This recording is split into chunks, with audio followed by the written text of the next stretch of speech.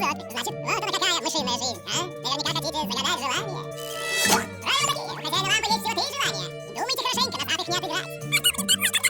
Снова вернусь в лампу.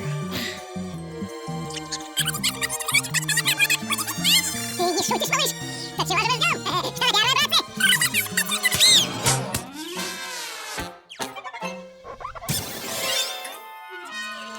Не обессудьте.